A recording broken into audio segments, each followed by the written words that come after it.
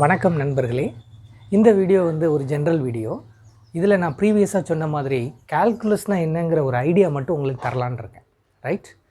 அப்போ மேத்தமெட்டிக்கல்ஸில் ரொம்ப ஒரு டிஃபிகல்ட்டான கான்செப்டாக பார்க்கப்படுறது தான் இந்த கால்குலஸ்.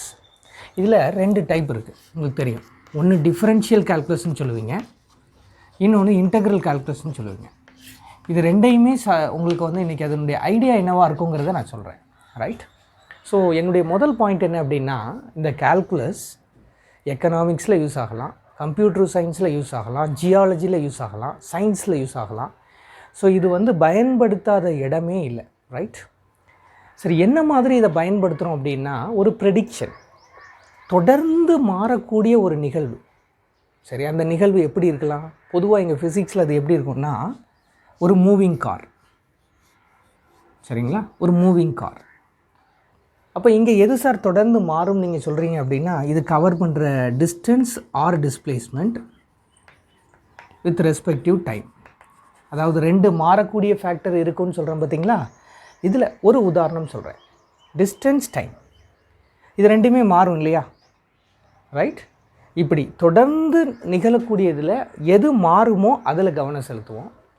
இந்த மாற்றங்கள் உங்களுக்கு தெரிஞ்சால் இந்த மாற்றத்தோடு தொடர்பு படுத்தி இன்னொரு பேராமீட்டர்ஸை நீங்கள் கண்டுபிடிக்க முயற்சி பண்ணுவீங்க. இதுதான் இந்த கால்குலஸினுடைய பேசிக். ரைட்? சரி, பொதுவாக இதை எப்படி ஆரம்பிப்பாங்க? இப்படி சொல்லுவாங்க, இஃப் y = x² ஃபார்முலா சொல்லும்போது dy/dx is 2x. இதான் அவங்க சொல்லக்கூடிய விளக்கம். முதல்ல இதுக்கு என்ன விளக்கம்னு சொல்கிறேன். இந்த கால்குலஸ் அப்ளை ஆகணும்னா என்னை பொறுத்தவரையில் 2 வேரியபிள்ஸ் வேணும். வேரியபிள்னால் மாறக்கூடியது. அதுக்கு இங்கே நான் ஒரு உதாரணம் கொடுத்துருக்கேன். ரைட்டாக? ஒரு மூவிங் காரில் டிஸ்டன்ஸ் ஒரு வேரியபிள், டைம் ஒரு வேரியபிள். ரைட்? இதில் நீங்கள் டினாமினேட்டரில் வைக்கிங்களோ அது பேசிக்காக ஃபங்க்ஷன்னு சொல்லுவோம். ரைட்? அதுவும் மாறக்கூடியது தான். ஆனால் இதை மேற்கோளாக வச்சு தான் நம்ம அந்த மேலே இருக்கக்கூடிய ஃபேக்டரை ஸ்டடி பண்ணுறோம். ரைட் தானே? ரைட். அப்போ இங்கே கீழே வரக்கூடியதுக்கு பேர் ஃபங்க்ஷன். ரைட். இப்போ லிசன் ஹியர். இந்த இடத்துல rate of change of displacement இப்படி எடுத்துப்போம். அப்போ டைமை ஃபங்க்ஷனாக வச்சு எக்ஸ் மாறினா என்ன ஆகும்? இது உங்களுக்கே தெரியும், குழந்தைக்கு கூட தெரியும். சயின்ஸில் rate of change of displacement is velocity. அப்போ இங்கே பாருங்கள், இங்கே இந்த டிஃபரன்ஷியல் கால்குலஸ்னுடைய அப்ளிகேஷன் இவ்வளவு தான். ஒரு மூவிங் காரில் டைமை பொறுத்து டிஸ்டன்ஸ் எப்படி மாறும் அப்படிங்கிற விஷயம் உங்களுக்கு தெரியும்னா, ஒவ்வொரு செகண்ட்லேயும் அந்த மாற்றம் உங்களால் அந்த காரினுடைய வெலாசிட்டியை கண்டுபிடிக்க முடியும். இவ்வளவு தான். இது டிஃபரன்ஷியல் கால்குலஸ். ரைட்? சரி, இதில் இப்போ இந்த எக்ஸ் அண்ட் டிக்கு நான் டிஸ்பிளேஸ்மெண்ட் பை டைம்னு சொல்லிட்டேன். இது மட்டும்தான் எப்போதுமே வருமா அப்படின்னா இல்லை. சரி, எப்படி இது மற்ற ஃபீல்டுலேயும், அதாவது நம்ம ஃபிசிக்ஸ்லேயே வேறு ஒரு இடத்துல இது எப்படி பயன்படும் பாருங்கள். இங்கே பாருங்கள், இது என்ன? ஒரு டைமை பொறுத்து ஒரு ஒயரில் எவ்வளவு சார்ஜ் மாறுதோ அதை கரண்ட்டுன்னு சொல்கிறீங்க. அதே டிஃப்ரென்ஷியல் கால்குலஸ் தான். ஃபேக்டர் மாறுது.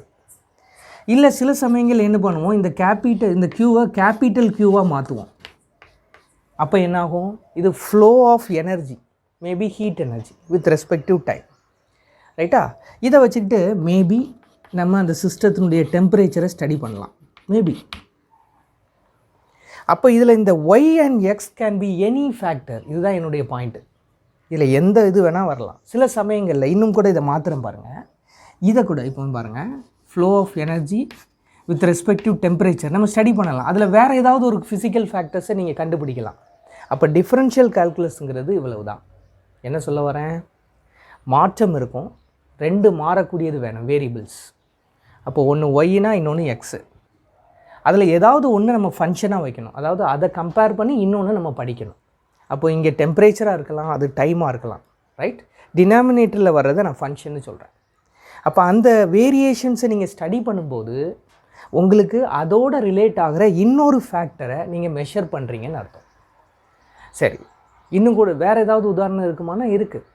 இப்போ உதாரணத்துக்கு ஒரு பைப்பை நீங்கள் திறந்து ஓப்பன் பண்ணி வைக்கிறீங்கன்னு வைங்களேன். அந்த பைப்பில் என்ன ஆகும்? தண்ணி தொடர்ந்து ஃப்ளோ ஆகும். இப்போ இதில் இந்த rate of flow of water நீங்கள் ஒருவேளை உங்களுக்கு தெரியும்னா, ஒவ்வொரு செகண்ட்லேயும் எவ்வளவு தண்ணி அதிலேருந்து ரிலீஸ் ஆகுது அல்லது என்ன வேகத்தில், இது உங்களுக்கு தெரிஞ்சால் இதை தொடர்பு படுத்தி ஒரு பீக்கரில் நம்ம அந்த தண்ணியை கலெக்ட் பண்ணுறோன்னா அதில் எவ்வளவு வால்யூம் ஆஃப் வாட்டர் கலெக்ட் ஆகுதுங்கிறத சொல்ல முடியும். So this is what differential calculus is all about. ரெண்டு மாறக்கூடிய விஷயம், அதில் ஒன்றை ஃபங்க்ஷனாக வச்சு இன்னொன்று ஸ்டடி பண்ணிங்கன்னா அதோட ரிலேட் ஆகிற இன்னொரு ஃபிசிக்கல் குவான்டிட்டியை உங்களால் மெஷர் பண்ண முடியும். சரி, கடைசி முயற்சி. இந்த y = x² எதுக்காக dy/dxன்னு கொடுத்துருக்காங்கன்னு சொல்லி இந்த டிஃப்ரென்ஷியேஷனை இன்னும் கூட உங்களுக்கு சொல்லித்தரேன். எப்படின்னு பாருங்கள். ஒரு வீடியோவில் கொடுத்துருந்தாங்க. இப்போ இது வந்து லென்த்துப்பா, இல்லை நான் வரைஞ்சி வச்சுருக்கிறது length. Let it be x. இதனுடைய ஏரியா இருக்குது பார்த்தீங்களா, அது ஒய். லென்த்தை எக்ஸுங்கிறேன், அதில் கவர் ஆகிற ஏரியாவை ஒய்ன்னு சொல்ல வரேன். இப்போ இந்த லென்த்து ஸ்கொயர் டைம் வேரி ஆகிருந்தா கரெக்டாக. இப்போ இதனுடைய dy/dx என்னவாகும்? அப்போ 2x மாறும். அப்போ variation of y with respect to x is 2x. அப்போ இங்கே பாருங்கள், இதுதான் அந்த மாற்றம். அப்போ இப்போ இங்கே என்ன சொல்ல வரீங்க? இந்த லென்த்துங்கிற ஃபேக்டர் x² மாறி இருந்தால் ஒய்யோட கம்பேர் பண்ணும்போது அப்போது சேம் ஒய்க்கு எக்ஸ் வந்து ஸ்கொயர் டைம் ஆயிருந்தால் அந்த dy/dx ஒயில் ஏற்படக்கூடிய மாற்றம் எப்படி இருக்குமா? 2 x. அப்போ ஏரியா 2 மடங்காக இருக்குன்னு சொல்ல வரேன். சரி, இது அவ்வளவு கரெக்டாக இருக்குமா சார்னா? இது ஒரு அப்ராக்சிமேஷன் தான், ரைட்? இது எப்போ துல்லியமாக மாறும் அப்படின்னா இந்த மாற்றம் இருக்கு இல்லையா, இப்போ ரெண்டுமே மாறக்கூடியது தானே. இந்த மாற்றம் வந்து வெரி நியர் டு 0வாக இருக்கணும். 0வாக இருக்கக்கூடாது, வெரி நியர் டு 0வாக இருக்கணும் இந்த சேஞ்சஸ். அப்போ when the changes is very small, the answer will be more accurate. இதுதான் அவங்க சொல்ல வர்றது. அந்த மாற்றம் சிறிதாக இருந்தால் நீங்கள் கணக்கிடக்கூடியது துல்லியமாக இருக்கும். அந்த மாற்றம் கொஞ்சம் பெரியதாக இருக்குன்னா நம்ம தோராயமாக கணக்கிட்டோம் அப்படின்னு அர்த்தம். சரியா? இப்போ இது எல்லாமே டிஃபரன்ஷியல் கால்குலஸ் மட்டும்தான் சார் சொல்லி தந்திருக்கேன்.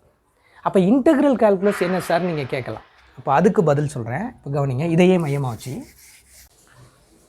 Okay fine. இப்போ இன்டெக்ரல் கால்குலஸ்னால் என்னன்னு சொல்கிறேன்.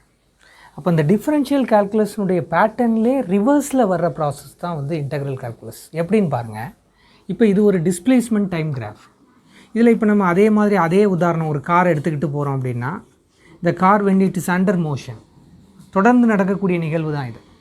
அப்போ இதில் என்ன ஆகலாம்? டைமை பொறுத்து ஒவ்வொரு தடவையும் அதனுடைய டிஸ்டன்ஸ் மாறுது. இதை இந்த கிராஃபில் பிளாட் பண்ணி இதில் ஸ்லோப் கண்டுபிடிக்கிறேன்னு வைங்களேன். அதான் டிஃப்ரென்ஷியேஷன். ஸ்லோப்புங்கிறது என்ன? y/x.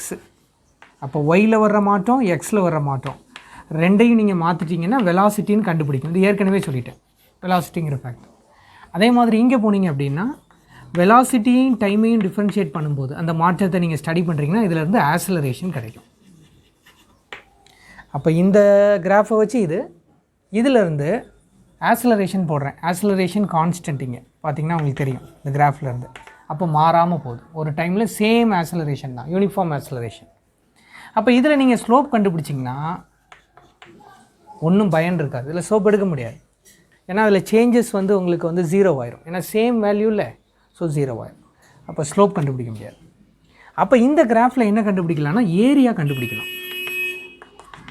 இப்போ ஏரியாங்கிறது என்ன? ஜென்ரலாக y இன்ட்டு எக்ஸ். அப்போ y இன்ட்டு எக்ஸ்னால் என்ன? Acceleration into time. அப்போ அது என்ன ஆயிரு? கவனிங்க, இதில் டைமுங்கிறது for small fraction of time டிடியே எடுத்துக்கிறேன். அப்போ இந்த டிடி ஃப்ராக்ஷனை வச்சு போகிறீங்க அப்படின்னா இப்போ இங்கே என்ன? ஏங்கிறது dv/dtயில். அப்போ a இன்ட்டு டிடி என்னன்னு சொல்லிடலாம்? dvன்னு சொல்லிடலாம். அப்போ we are finding change in velocity. That's all.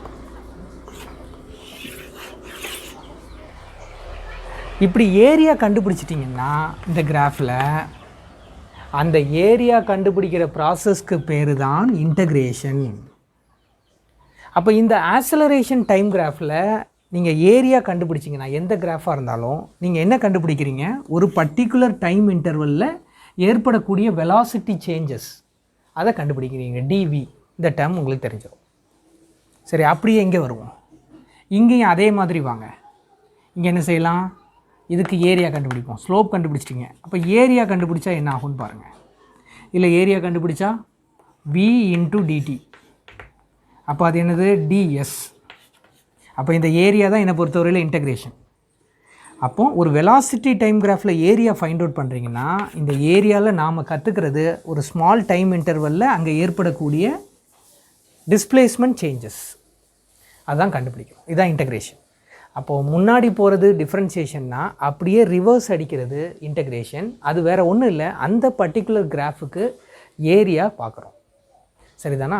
அப்போ ஒரு ஸ்மாலர் டைம் இன்டர்வலில் ஏற்படக்கூடிய அந்த வெலாசிட்டி சேஞ்சஸை இந்த ஆக்ஸலரேஷன் டைம் கிராஃபில் நம்மளால் கண்டுபிடிக்க முடியும். டிவி கண்டுபிடிக்கிறீங்க, அதான் சொல்ல வரேன். ரைட்டா? ஒரு பெரிய சிஸ்டத்தில் இருந்து ஒரு சின்ன ஃபேக்டரை நீங்கள் கண்டுபிடிக்க முயற்சி பண்ணுறீங்க, அதுதான் இன்டகிரேஷன். இங்கேயும் அதே மாதிரி இந்த கிராஃபில் என்ன பண்ணுறீங்க? You are finding the change in distance for a short interval of time with the help of velocity. அதுக்கு என்ன செய்யணும்? அந்த கிராஃபுக்கு ஏரியா கண்டுபிடிக்கணும். அந்த ஏரியா கண்டுபிடிக்கிறது தான் இன்டகிரேஷன். கிளியர்? ஸோ உங்களுக்கு எதுவும் டவுட்ஸ் இருந்தால் நீங்கள் கமெண்ட் செக்ஷனில் சொல்லுங்கள். ரைட்? தேங்க்யூ ஃபார் வாட்சிங் மை வீடியோ. ரைட்?